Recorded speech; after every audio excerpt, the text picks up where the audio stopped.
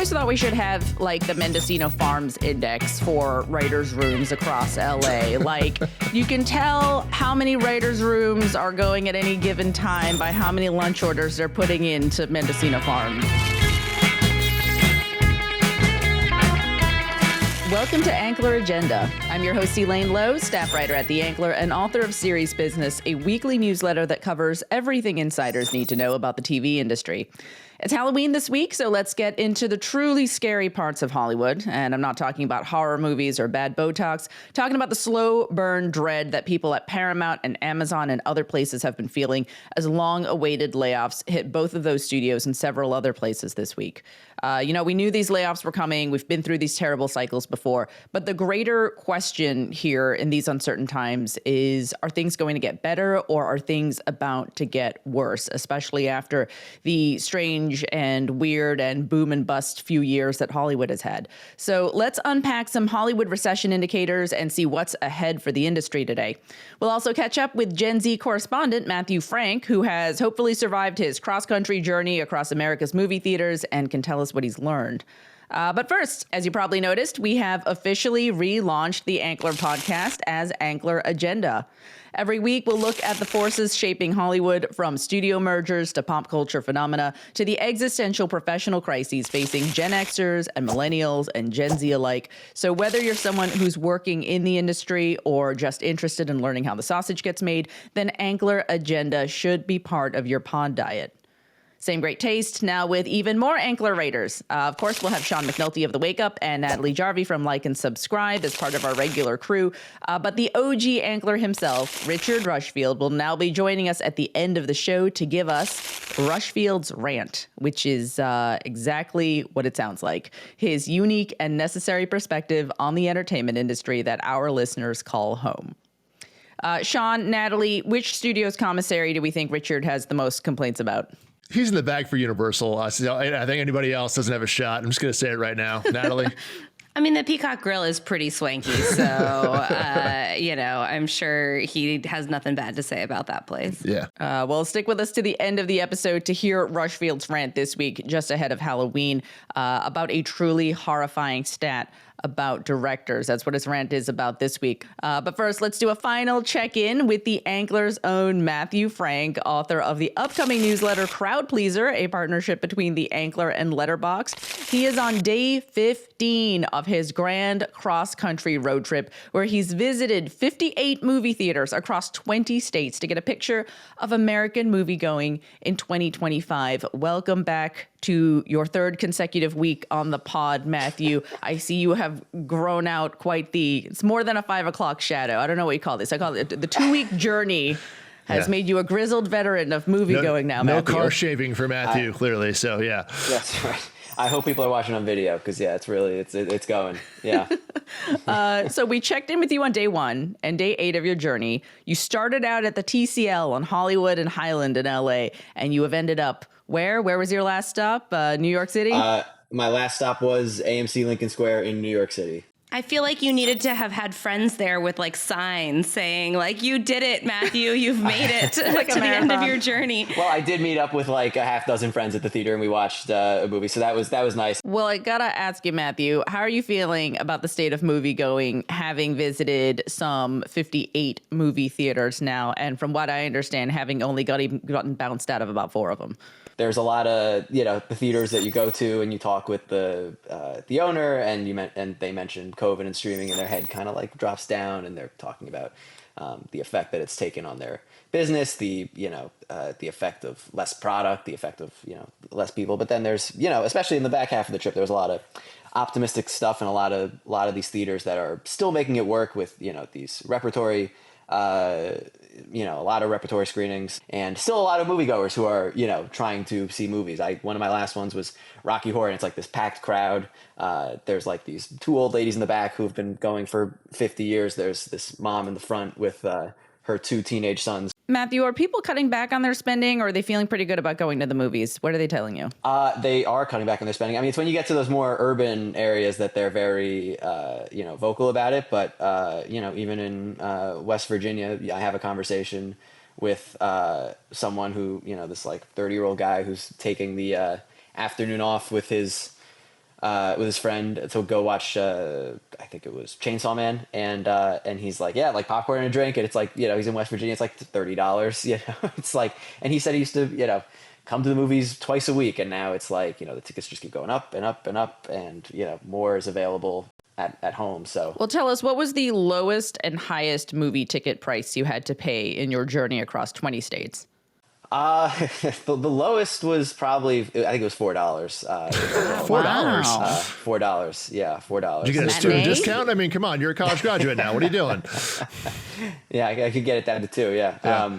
No, it was for the senior, as you can imagine. Yeah. It was not. That's why those movies don't make. That's why those movies aren't topping your discount your Tuesdays. weekly list, Sean. Yeah. To be clear, that's the movie called The Senior. Matthew was not going as a senior citizen. Just to be clear. Yes. I mean, you have aged a lot in 2 weeks. Yeah, exactly. Matthew, The beard's growing in. If I give it another week, another week. Yeah, exactly. Yeah. What about the highest one? What do you got? The Regals have this like VIP thing where you pay like $32 just for the ticket because you get like the popcorn and the drinks included. Oh, it's like a combo deal. It's a bundle, everybody. Congratulations. So. It's a bundle. bundle. It's just like that, and I think it's I think it was unlimited. So so that's what you get for $32 just on the ticket price. But yeah. Well, I'll be very curious to read all of your findings in Crowd Pleaser or elsewhere, Matthew. We're going to see you back here in LA in no time at all. So it's no secret that we've been treading in rough waters for the last 5.5 years since the pandemic hit. We've been through a cycle of production booms and busts, 2 strikes since then, and a recurring wave of merger and layoff and merger and layoff. I guess we should start with the big news first, which is that as we're recording today, Wednesday, October 29th, there's an expected 1,000 cuts coming at Paramount Global after its recent merger with Skydance. We saw, somewhere in the neighborhood of anywhere between 10 and 20 or so estimated cuts at Amazon Studios yesterday, 100 cuts at Disneyland, and at Severance production company Fifth Season, they lost about 10% of their workforce this week as well. It's been a really tough time, and there are just rounds of layoffs here, and it's like, when are we going to stop with this cycle here? It doesn't seem to end.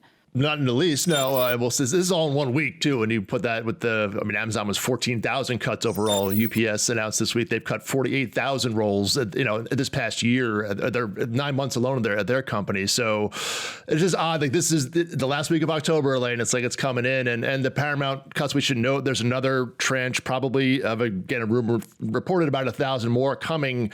Probably before the end of the year. Their earnings call is on November 10th. We'll see what more they have to say about that then.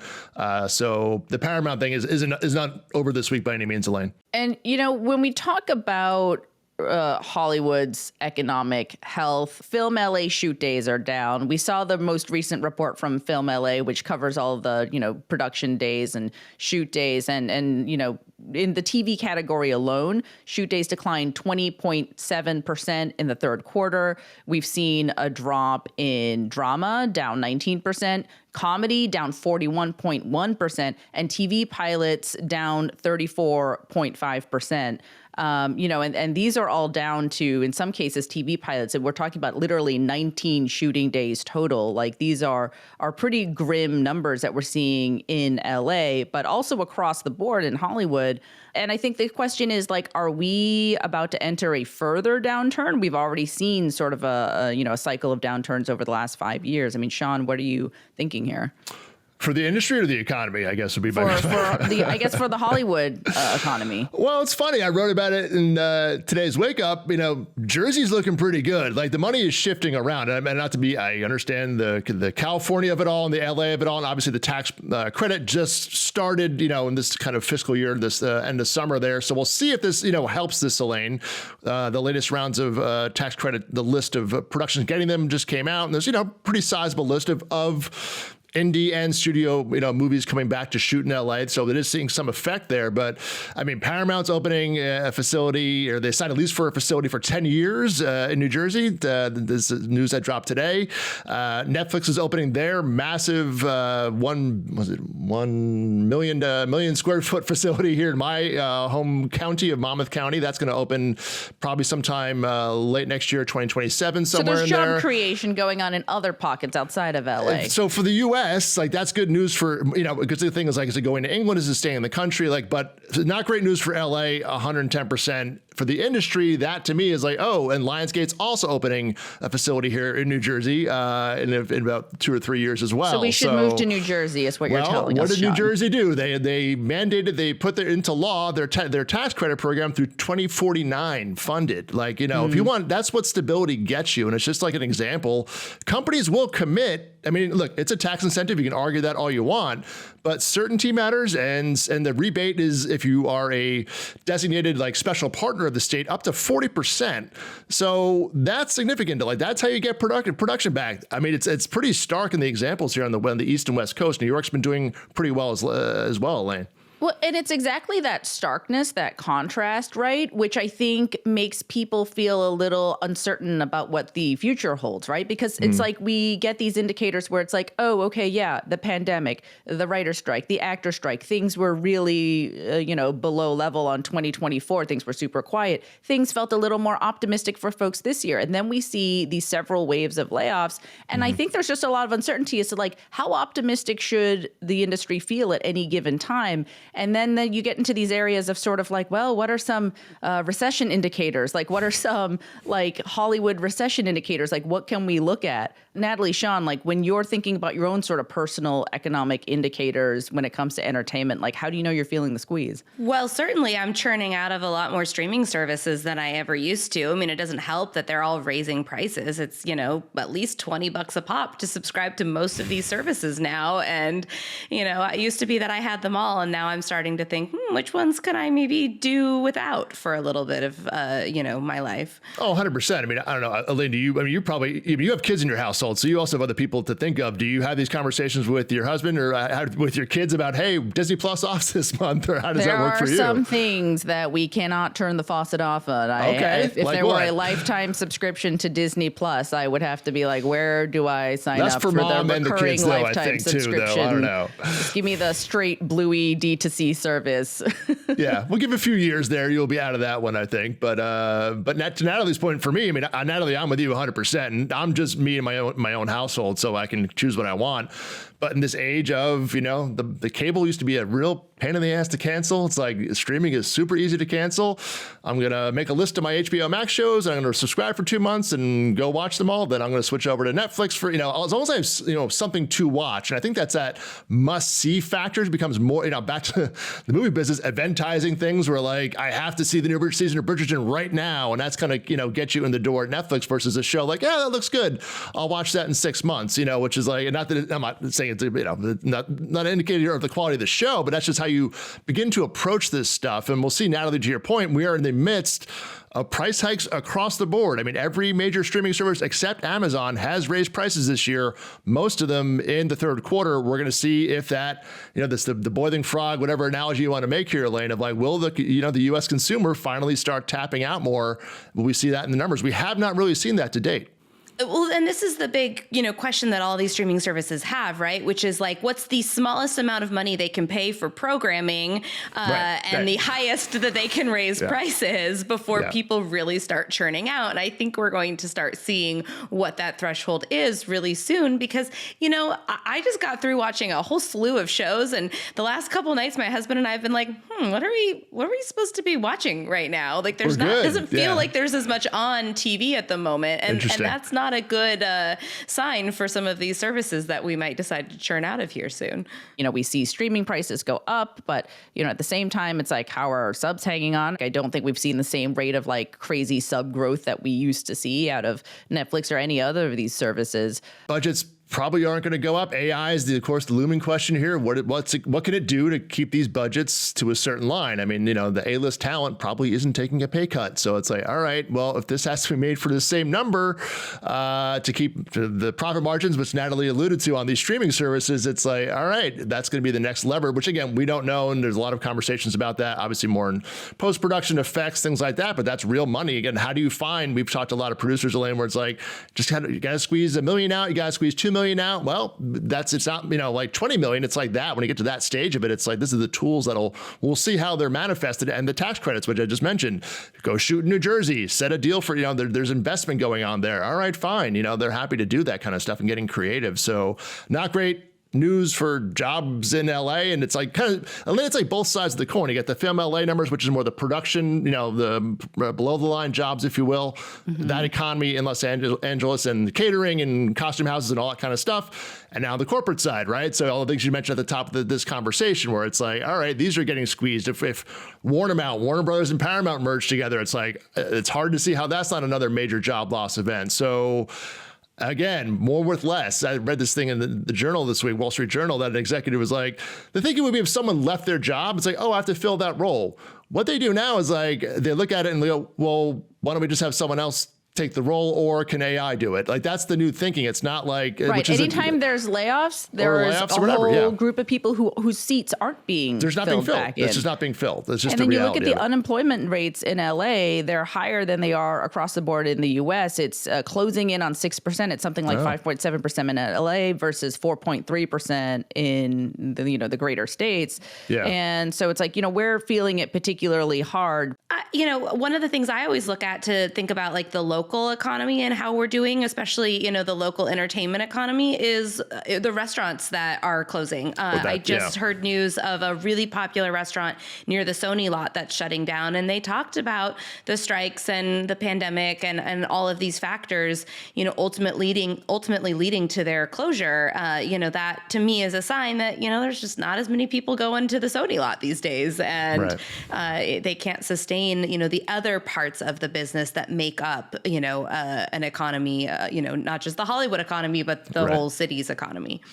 I've always thought we should have like the Mendocino Farms Index for writers' rooms across LA. Like, you can tell how many writers' rooms are going at any given time by how many lunch orders they're putting into Mendocino Farms. And I mean, they did take a big hit during the pandemic. And I remember calling them up after the pandemic to be like, are you guys getting big orders from writers' rooms again? And they were like, well, yeah, it's starting to pick up a little bit. So I do feel like there's something there to it. There's like a cluster of restaurants where you could have like the writers' room ETF and like take a look at this cluster and how they're performing in relation to writers' rooms. I love that. There's also like, are they getting the fancy sparkling water or the, off-brand sparkling water in their rooms? You can really, gauge a lot unlimited based budgets, on. not so much anymore. We get the water from Smart and Final now, not from Mendocino Farms. Exactly. And there's also, that's what the people are doing. There's another piece in the Wall Street Journal today about how people are, like diluting their Dawn and like they're Tide, like they just things, you just make things go longer. So it is like, even though people are back to work or getting these jobs, it's like the money that's coming in that was before may not be the same, Elaine. So it's illusions can be out there far and wide.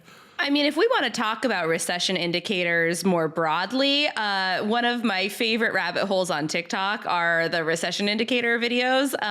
There's some great ones out there right now. I really like, this one I feel like is a classic one, which is that, more people are going to law school again.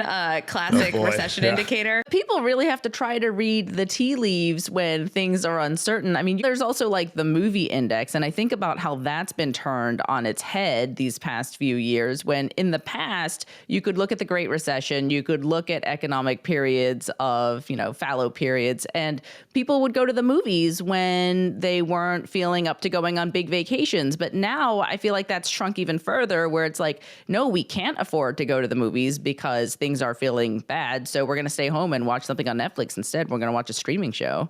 Well, it's so much easier now, right? You can wait. I'm a testament to this, right? You can wait enough months and eventually that movie will hit streaming and you can watch it without having to pay $30 for popcorn, a drink, and a movie ticket. So, people are going to have to start making those decisions. Well, even Matthew told us last week, people are buying popcorn at the theater to bring it home to watch a movie. Like, it's just these kinds of decisions. People are just looking at that minute elements of their budget. And that just gives the indicators of like, will they start finally looking at their credit card bills and be like, wait, I'm paying what for Disney Plus now? I was paying $7 a few years ago. Like, that hasn't happened yet. But there's, to Natalie's point, there's no reason, it's a stakes game as to when that could flip. And when it does, getting a customer back who has left you is far, far more expensive than than maintaining one that you have now. So again, we'll see what the numbers are here in Q3. We're about to have earnings season start tomorrow with Comcast and Peacock. We'll see if sports has helped out some of these services as well. ESPN has launched D2C in September. Obviously, Peacock has added NBA this year, just this week or last week. So we'll see if that helps in that, again, to your lane, keeping you in. We're not going to cancel this because I want this factor versus the Natalie factor of, we're done watching all this stuff. Let's churn out of this one and we'll come back to this one later. So, well, and how much of what we see here in the entertainment industry is a red herring, Sean, as an indicator for the broader economy? Like I said, the unemployment rate in LA outpaces the nationwide unemployment rate. How do we think about it when we think about the broader economy? When you have the stock market at all-time highs, but people really feeling the squeeze, given the number of layoffs happening?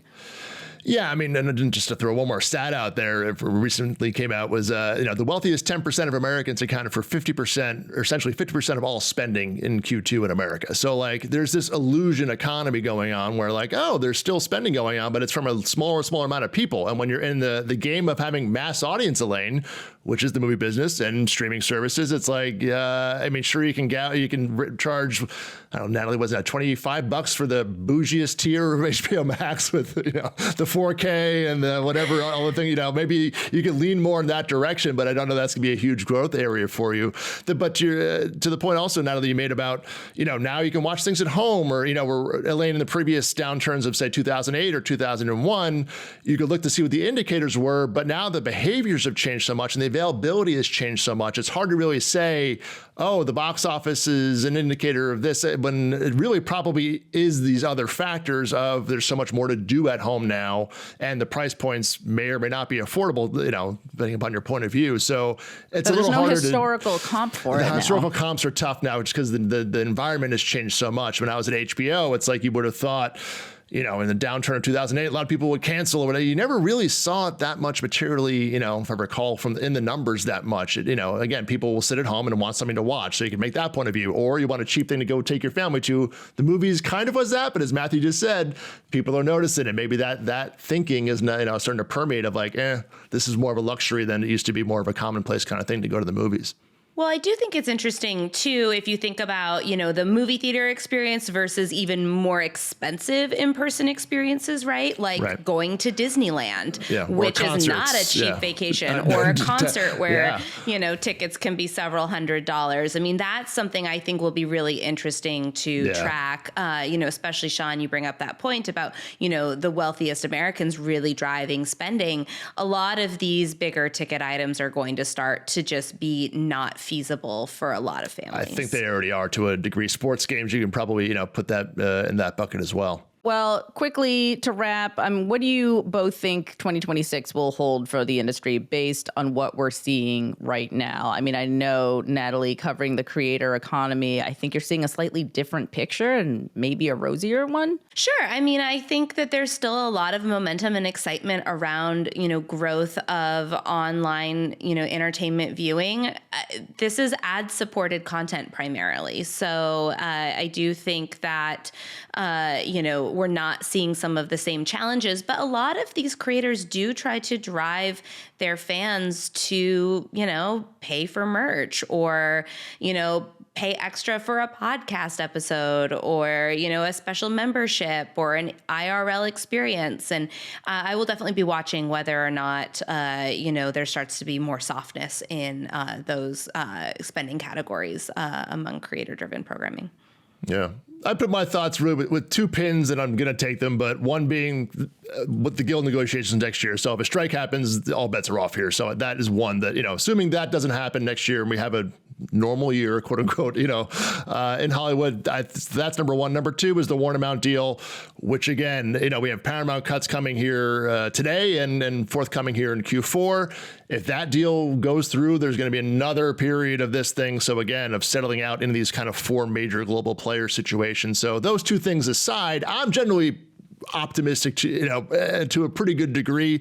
Maybe not so much. LA has challenges, Elaine. Again, we'll see if this tax credit stuff helps to at least reinvigorate some motion here to get some momentum going on of shooting back in LA. But the stuff in New Jersey, the stuff in New York, Georgia's still certainly, firing away with production down there to a lesser degree. But the movie business is coming back in a major way next year. We're not going to have a dead Q1 for the first time in 3 years, I think. Probably even you argue back to COVID, really, if you want to. The volume, everybody's talking at volume at Warner's, Paramount. Sony's still committed to a lot of movies. Universal has a lot of movies. So it's not all doom and gloom. It sometimes feels that way, but I try to find those moments, Elaine. Yeah. It feels like the core message for anybody who works in the industry is, it feels pretty crummy right now, but it doesn't mean that things are about to get worse next year. It might mean that we have maybe like a year that plateaus, but not necessarily one that's taken another dive, hopefully, unless we have the Warner Mount going on, in which case we will see some big pin. Cuts. Yeah. A big pin in that sentiment for sure. Okay, we're going to keep an eye on all of that, obviously. Now it's time for our final and new segment, the Rushfield Rant. Here's our check-in with Richard. So, Richard, Halloween is this week. Welcome to the pod on this very scary week. Congratulations on the rebrand, Elaine. Oh, thank you. Well, it's a fine time for the Ankler himself to make an appearance and tell us all about the fresh horrors that Hollywood has for us. And as I understand it, you've uncovered a pretty horrifying stat. I was talking to a producer who was talking about how hard it is to get films helmed by female directors funded. And it occurred to me, boy, I haven't seen a lot of female directed movies this year. And I tried to think of, have there been any? And then I thought, okay, this is 8 years after Me Too. We had all kinds of commitments, all kinds of promises. We had mentorship programs and education and commitments to 50-50 hiring, and there can't be none. So I took a look at all the major studio releases of this year, and glad to say there weren't none. There were three. Freakier Friday, I Know What You Did Last Summer, and Elio. Wait, what about the Materialists? If you want to have a slightly more expansive definition and include the sort of indie majors and the films that have broken through, then you have one more with the Materialists from A24. So I went down the rabbit hole, counting year by year how many female directors. So we're actually back to where we were before Me Too, or slightly worse. Even right after the revelations happened in 2017, and the whole backlash came about, you had a big upsurge. By big, that's big from a very low point, relative standpoint. So you had gone from being 4 films produced to, in 2019, you had, I think, about 14 or 15 at that point. So, big step up, nowhere objectively, close to, one would argue, still a pretty small number. No, it's not anything close to good or parody or anything like that, but it's in the right direction, you could say. And it sort of plateaued at that level for a few years, until this year, when it seems to have fallen off a cliff, and we just forgot to hire any female directors. And there's whole studios. Most of the studios have no female directors, working with them. These brave indie labels that have no female directors working for them. What was it in 2017 where those 50-50 pledges came out, where filmmakers and studios were saying we'll have 50% gender parity on set by, and I think the goal was 2020. Yeah. I mean, you say that people forget. I mean, did they forget? Very convenient for them to be able to forget now. Yeah. I mean, not only we're close to that, we're back where we started, or even worse. I mean, it's when you're at 3 or 4 movies, it's hard to do much worse than that. Like, I mean, you're kind of just a hair away from zero at that point. And this question, it doesn't even cost anything to tackle it. Like, it costs the same amount to hire a a female director as a male director, maybe even a little cheaper because they. Well, I think the argument is that we're in a risk-averse environment, right? And so you're going back to the people who you know can deliver, and the people who historically have been able to deliver are men, not by virtue of their being superior, but by virtue of them having been given more chances and having a longer track record. The movies that Hollywood, that women were allowed to make over the past decade were sort of comedies and smaller movies, and Hollywood basically stopped making those. And they were never really allowed to make the big tentpoles. That never really happened. If you were at 26% and you were telling me the problems of raising it up, then we could have a conversation. But when you're at 3%, like, explanations feel a lot like excuses. Well, Hollywood, what are you going to do about it? Email us at podcasts@theankler.com. And Richard, thank you very much for your dutiful reporting here. Really looking forward to more of your Rushfield rants here. It's a pleasure to join you. I'm happy to rant away in your space here. All right, that's a wrap on Ankler Agenda. Thanks for joining us. And if you like today's episode, leave us a rating and review on Apple Podcasts, take our latest poll on Spotify, and subscribe to The Ankler on YouTube. We love to hear from you, and it helps our little show grow, especially as we embark on this new era of the pod. Thanks to Richard Rushfield, Sean McNulty, Natalie Jarvie, and Matthew Frank. I'm Elaine Lowe. We'll see you next week on Ankler Agenda.